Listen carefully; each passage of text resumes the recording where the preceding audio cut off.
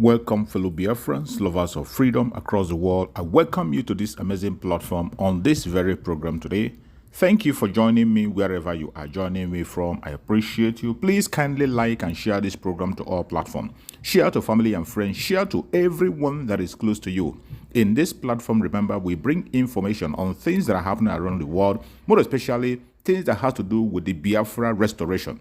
Things that is happening in the contraption called Nigeria, the war between Nigeria and Biafra, the second war, you can call it. They continue to hide it, but this is a reality that is staring to you at your face.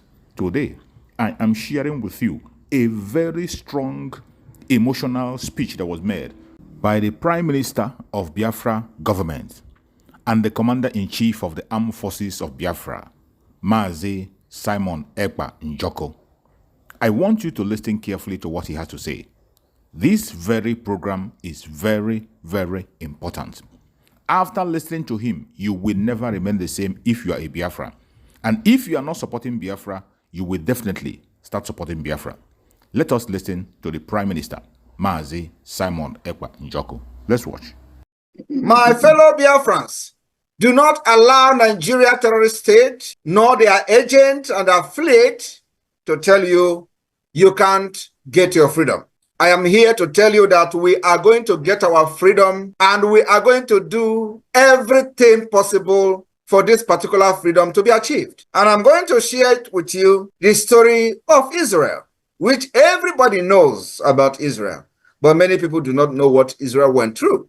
And I will start with a man called Theodor Herzl. The Theodor Herzl was, should I say, a founder of the Zionist movement. Herzl was an Austro-Hungarian Jewish. He was a journalist, a lawyer, writer, and a political activist who was the father of the modern political Zionism. Many people are only hearing Israel, Israel, but they don't know what actually transpired that led to Israel becoming an independent state. Herzl formed the Zionist organization and promoted Jewish immigration to Palestine in an effort to form a Jewish state.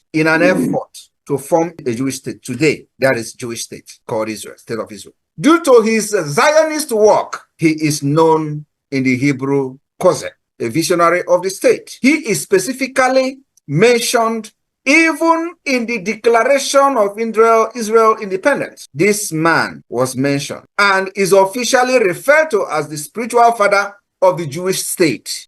It is very important that our people, both especially the gullible ones, understand that your gullibility cannot stop the liberation of Biafra this year. Herzl was born in Pest, Kingdom of Hungary, to a prosperous Neo Jewish family. After a brief legal career in Vienna, he became the Paris correspondent of the Viennese newspaper. He confronted the anti-Semitic event in Vienna. I hope you understand what anti-Semitism means. He reached the conclusion that anti-Jewish sentiment would make Jewish assimilation impossible. This man single-handedly stood up because of the anti-Jewish activities across the world. He stood up, one man, and in 1896, Herzl published the pamphlet, Der Judenstaat, in which he elaborated his vision for a Jewish homeland. Because of the attack, the anti-Jewish anti-Semitism, he had a vision. His ideas attracted international attention and rapidly established Herzl as major figure in the Jewish world. Are you thinking what I'm thinking? Are you seeing some similarity in what we are doing today, the kidnap of Mazi Nnamdi Kanu and the rise of Simon Ekpa and the Biafra government in exile? In 1897, Herzl convened what we call the First Zionist Congress in Basel. First ever. My fellow Biafrans, do you see some similarity? In 2023, we had the first ever Biafra convention in Finland. First ever in the history of our freedom fighting. This man convened the first ever Zionist Congress in Basel, Switzerland. In Switzerland, and was elected the president of the Zionist organization. He began series of diplomatic initiatives. I am talking about 18-something, when Usman Danfodio was conquering the northern Nigeria. When Usman Danfodio was killing the Hausas, this man was busy having a vision for a Jewish state of Israel. And then he began the diplomatic initiative to build support for Jewish state. I am telling you that we are not land anywhere, but there was a vision. There was a vision, and they pursued the vision. Some people who don't know anything how the world works will be telling you today who is the government, which government is supporting you, which state is supporting you, how can somebody support you when you are showing that you are an idiot? How can somebody support you when you are dependent on people and you have no thinking of your own? How can people support you when you have shown to be a slave to ordinary nomadic people who don't know what is civilization? But today, we have changed the narrative. Now they understand we are not slave nomadic. Now they understand there must be a need to support the liberation and the freedom of Biafra. Now they understand that people of integrity have risen up to show that Biafra has people of integrity and standard. He began a series of diplomatic initiatives to build support for Jewish state, appealing unsuccessfully to German emperor. He appealed to German emperor, was not successful. And Ottoman Sultan, he appealed to all these people, was unsuccessful. At the 6th Zionist Congress in 1903, they have had the first one, the second one, the third one, and the 6th one in 1903. Hazel presented the Uganda scheme. He even went as far as trying to build the state of Jewish state in Uganda of today.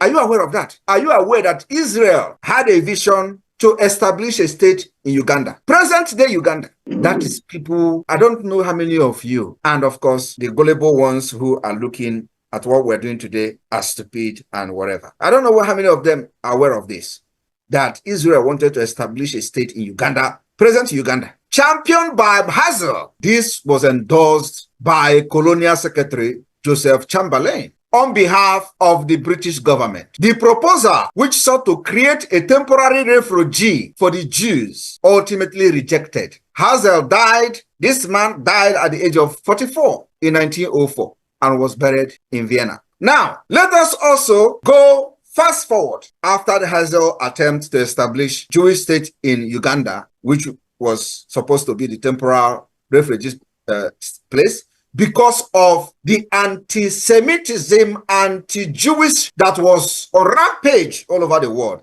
Just like they are trying to annihilate Biafrans because of the light we carry. Are you surprised that what we are facing today in Nigeria is exactly what the Jewish people faced all over the world? Then, Israel Declaration of Independence. I want you people to understand that the Declaration of Independent State of Israel was signed by 38 individuals. 38 signed the document of the Declaration of State of Independence of Israel.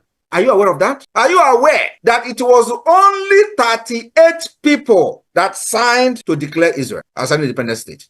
You don't know. Now you are knowing it today. I'm explaining to you. Formally, Declaration of the Establishment of State of Israel was proclaimed on the 14th May, 1948 by a man called David Ben-Gurion, the executive head of the World Zionist Organization. The Zionist organization that this Hazel founded, chairman of the Jewish Agency for Palestine, and later the first Prime Minister of Israel. It declared the establishment of a Jewish state to be known as the State of Israel, which would come into effect on termination of the British mandate. Our own British mandate terminated in 2014. That was when the British mandate terminated. When they say you have 100 years after that we decide. Nobody is talking about the agreement and how Nigeria become a country from amalgamation to the independence to fake independence to today present Nigeria. They put it under the carpet because nobody have risen up to challenge them. Nobody have risen up to question the existence of Nigeria. Until now, we are questioning it under the Biafra government in exile.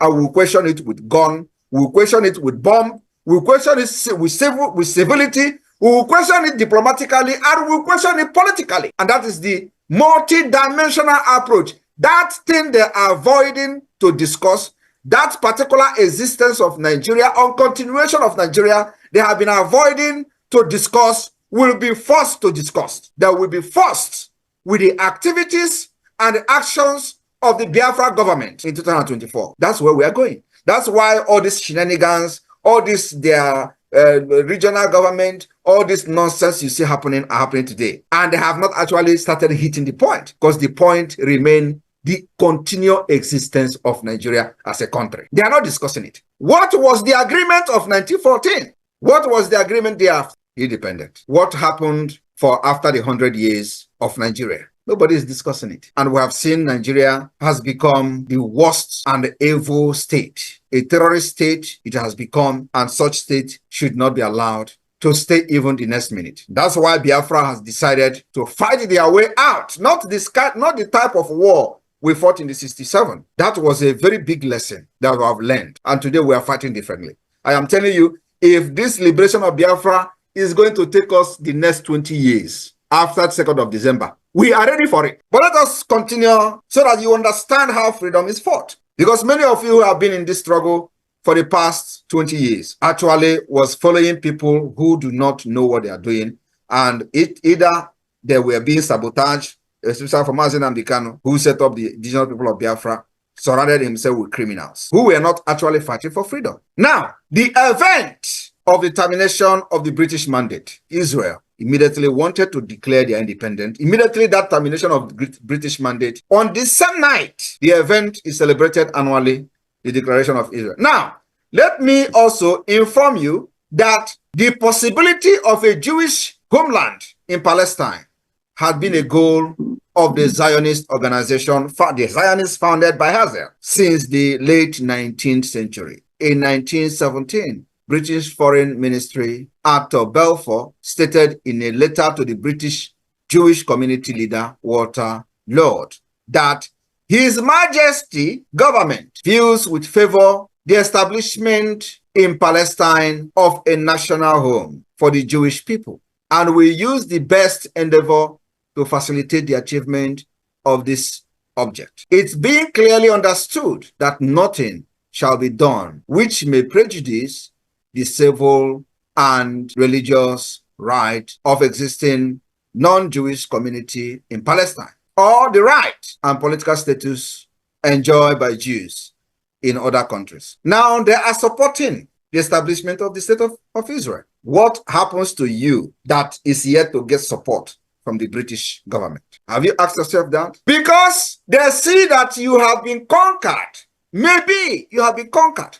Maybe you don't have the balls to fight for what is your right. Maybe because you are an African and they have come to understand that all of you are idiots. But we are here to tell them that we are not idiots, actually. We're here to tell them that we are even more advanced, more brutal, getting our freedom, even like they will ever imagine. That is what this generation, the government, I am the prime minister, is trying to send the message we're sending to the world. Our freedom is so precious that we are ready to burn Nigeria down for us to be free. Through this letter, it became known to the Balfour Declaration. British government policy officially endorsed Zionism. Now, without the effort of Hazel and those that follows him, will British ever take them serious? The answer is no. Will anybody ever take State of Israel or the Jews seriously? Nobody will take them serious. But they stood up. From nowhere, a man born in Hungary family, a man born in Hungary stood up and said, I am forming the organization of Zionism. That is what led to the freedom of Israel today. That is what made Israel become one of the most powerful countries in the world. By one single man vision. And let me also inform you that this was necessary because of the violence against Jews all over the world. Just like we are facing it today in Nigeria, and solution has come through the government of Biafra. And let me also inform you that before the declaration of independent state of Israel, there was draft, declaration draft 1, declaration draft 2, and then declaration draft 3. They have the first draft, the second draft, the third draft. I want you to understand that Biafra today, we have already the first draft and we are already in the second draft. We are not necessarily going to go to the third draft and like they did, but I'm just telling you the multidimensional approach. Remember that a few days ago, I have used Finland and I have compared what Finland did and what Biafra are doing. Now I'm using Israel for you to understand that we have captured everything and it is woto woto. Israel had their first declaration draft. That first declaration draft was done by somebody called Berenson, Zvi Berenson, or V. Berenson. One person drafted it, the declaration. The second draft was done by about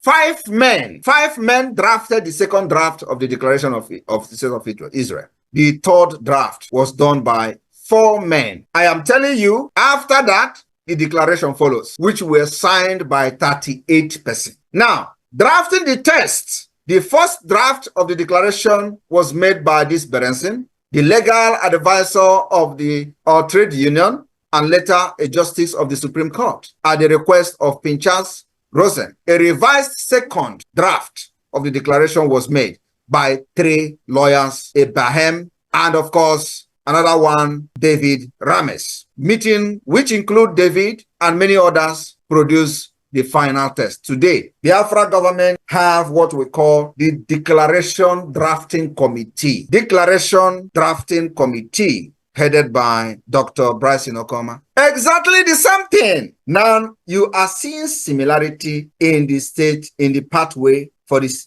freedom and independent state of Israel. You have also seen similarity and the pathway to the declaration of the independent state of Finland. You are also going to see another similarity from another country when I'm going to mention them. This is to tell you, and when you look at this pathway, they are not the same. The Finland pathway to freedom and Israel pathway to freedom is not the same. But what we are doing has similarity with Israel, with Finland. And there are many more which I'm going to tell you. What I'm using is called the multidimensional approach. Nigeria can never ever escape that.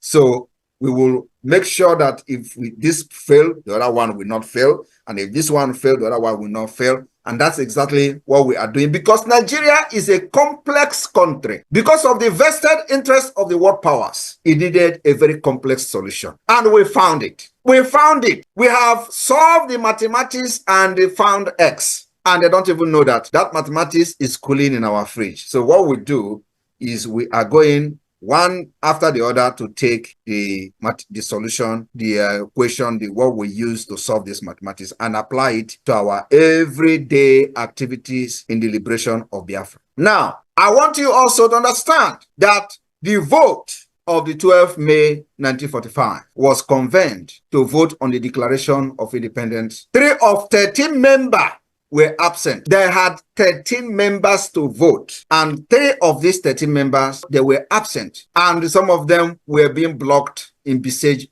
Jerusalem. The difference today is that we are not only in exile, we are also in the homeland. We have those, so when they tell you you are in exile, laugh at them. We have government in the homeland called the Biafra de facto government. When they mock you that, oh, these people are doing, of course, they are no longer laughing. That's why you see the increase of attack and propaganda against us, which I warned Biafrans a few days ago. I said, there is going to be an increased propaganda in Nigerian media. Don't fall for it. And that's, you see what's happening now, because they have come to realize that it's like these people are not joking. It's like these people are getting attention even in the United States. It's like these people are having, higher level meeting with the United States Congress, United States government officials, and all that. This is no longer something that we should know. That's what you see happening on social media. Don't be distracted. I am not distracted. Actually, the more this propaganda comes, the more I get energy. So it is what is giving me energy. Is that propaganda. And once that propaganda stops coming, I will manufacture something that will make them to start talking. So what am I saying? The meeting started at about 13:45 in the afternoon and ended midnight. Decision to declare the independent state of Israel. Now, the decision was between accepting the American proposal for truce, which means at this point, there was already Idoakanonu. There was already fighting between Israel and whoever that hates them. And America was pressuring Israel for truce, while Israel is contemplating declaring their independence or accepting the pressure coming from America for a truce. And if they had accepted America for a truce, Israel will not be an independent state today. I want you to listen attentively. America was telling Israel, making a proposal for a truce. Israel was discussing between declaring their independence or listening to America. So they decided not to listen to America. The latter option was put to a vote with 6 of the 10 members present supporting it. So out of the 13 persons that should be voting, 3 was absent. Out of that 3 that was absent, it remained only 10%. So now that 10% now decided to vote whether to declare Israel as a state, independent state, or to agree on America proposal for a truce. So they put it to vote. Now, 6% voted to declare independence of Israel. 4% voted not to declare, to follow America. Are you listening to me? How many? 4 versus 6, only 2% made the difference. What you see Israel become today. So when you are talking about Biafra, or people are telling you don't do this, don't listen to them. 1% can make a difference. 1%. Now, I am telling you this history so that you will now compare what we are doing, where we are today, just within 2 years. And you see that what we are doing is divine. When God said the time has come, even if you call Simon Ekpa a witch, the witch will possess me and deal with you. And I will accept the witch to possess me. Some of them say I'm a witch. I agree. And I accept it. And you know what witch can do. Now, 6% voted for the declaration. 4% voted against it. And their names are there for everybody in Israel to see who were against the declaration and who actually voted for it. So which of the side of history are you supporting today? Which side of the history? Are you for Biafra or are you against for Biafra? Are we going to remember you as those who fought Simon Ekpa? At the end of the day, when you see 24-hour electricity, we will be looking at your name somewhere in the history book. Which side of the history are you going to be part of? Are you going to be part of those that their names will be written and their signature will be on the Declaration of Biafra document in Finland, 2024? Because this history we are doing from 2023 Biafra Convention, first ever, they never believed that actually you can have convention in exile. We did it. They didn't believe. They say you're paying money to come to Finland. You came to Finland. We had many declarations, including the Helsinki Declaration document, which is the Biafra Charter. We had the Helsinki Amazonia Declaration, which is the alliance between Biafra and Amazonia. All those things are going to come later on in the history book. And people are going to study how we outsmarted the most ruthless and the terrorist country in Africa. Now, those who voted for the Declaration of Independence of Israel, now after that, they now went into final wording of the declaration. The draft text was submitted for approval to the meeting of the Motez Ham in Tel Aviv on 14th May. The meeting started again around 1:50 in the afternoon and ended 3 o'clock, an hour before the declaration was due to be made. Despite ongoing disagreement, members of the council anonymously voted in favor of the final text of the declaration. During the process, there were 2 major debates countering on issues of border and religion. I want you to understand that the state of Israel, when they were debating about their border and religion, they decided to omit anything border. Do you understand? Israel declaration did not have a border. They don't know the map of Israel, of the state of Israel. But Biafra today, we have our map defined. Subject to whoever that want to dispute it, subject to the most widely accepted democratic system, which is referendum, which we have already conducted. So today, Biafra has a map, Biafra has state structure, Biafra has every government institution put in place. But Israel declaration don't have a map. Israel don't have a map. And they decided to declare independence without map. And they said the UN can now decide what the map will be. I am telling you, this is something that you need to understand how freedom is being fought.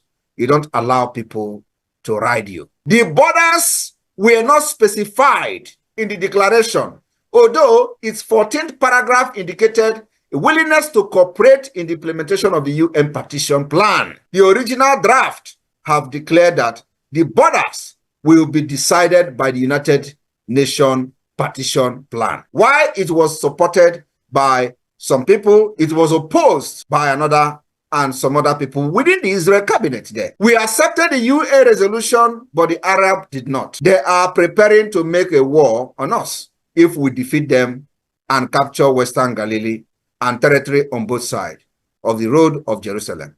This area will become part of the state. Are you listening? So many things were not defined by the state of Israel during their declaration. Today, we have met every requirement. We have done more than any country in the world before or pre-declaration period. We have met the statehood. We have met the categories to be recognized according to the Montevideo Convention on Statehood. We've overqualified. We have built our own defense forces. We have our own liberation army. We have state to state, 40 states of the United States of Biafra. We have administrators, state executive council running each state. We have also developed the state structure as we are adopting the Confederating State of Biafra, and it's going to be a confederation state. So everybody should understand that do not listen to what Nigeria is trying to sell to you, that it is undoable. Do not listen when they say, oh, they are just in exile. We are not in exile. We control them. We control the territory of Biafra. We are not in exile. We are also in the homeland, controlling our territory, making sure that we delegitimize Nigeria as fast as possible.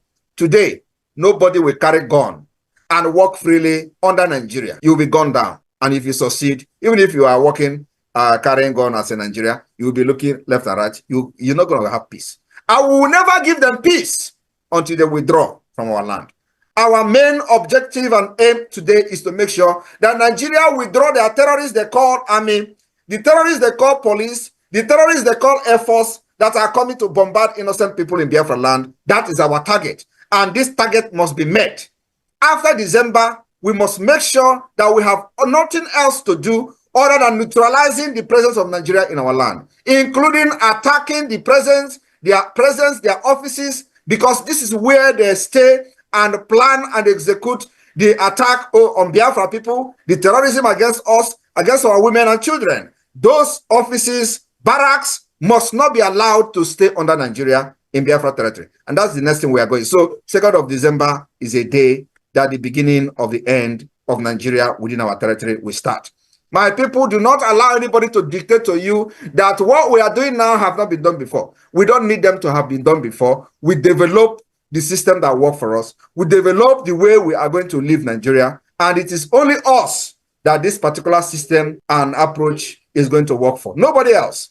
Because nobody else have been subjected to the manner of system that we have subjected to in Nigeria. My brothers and sisters of Biafra, rejoice! The days ahead will be light, and Nigeria will know that those people they killed in the 60s have possessed all of us. And when we don't have answers to many questions, they give the answers to us. That's why they can never understand what is happening until the end of this road.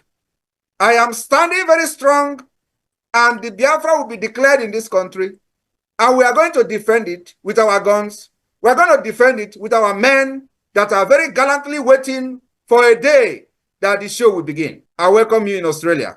Those of you listening to me in Australia, remember the most important thing we have now is the support from the IOU, from the fundraising, until those people who are hiding somewhere thinking that we are joking will understand that this is not actually a joke.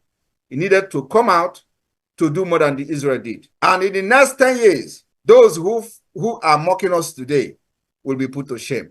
People in Australia, remember that what you are doing today, you are making a history that will never ever be forgotten. As I was reading and mentioning names of people who made the Israel independence possible, you are also making the same history for yourself, because your names will be mentioned, just like when we begin to talk about those who supported this liberation of Biafra from Australia, we'll begin to mention your names. These your names will come one way or the other in the Biafra document. It can never be wiped away from the surface of the earth.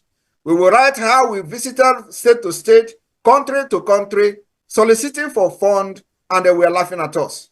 They will tell you how Simon Ekpa was so stubborn and didn't listen to anybody. And from nowhere, They were calling him that small thing in Finland. But today, look at the change of things. It is no longer that small thing in Finland. You see that small thing in Finland has grown like a big python, swallowing all the evil in Nigeria. And it is going to happen koro in their eyes. They will say, what were we doing? This guy don't go far. That is how it is going to end. I am telling you the fact, this thing that is going to happen in Finland from 29th of November to the 3rd of December will be the highest history made in humankind for freedom fighting. I welcome you all. Thank you for inviting me in Australia. Let God touch your mind to understand that we need funds to buy arms and ammunition to defend our land. Thank you. Thank you so much for watching this program from the beginning to the end. I appreciate you for your participation on this program. You have heard from the Prime Minister of Biafra, Republic of Exile, Mazi Simon Ekpa, the Commander-in-Chief of the Armed Forces of Biafra. What do you think about his statement? Go to the comment section and tell us your view. Whatever you feel, write it on the comment section. Put your comment on the comment section. Let us learn from you. Tell us what you have learned from what you heard from the Prime Minister of Biafra, Republic of Exile. It is either Biafra or Biafra. There is no going back. If you are one of those who think that somehow you are going to stop Biafrans from getting their freedom, think again. Think again, because you will never succeed. Biafra government, peace, unity, progress, and equity. Freedom or die.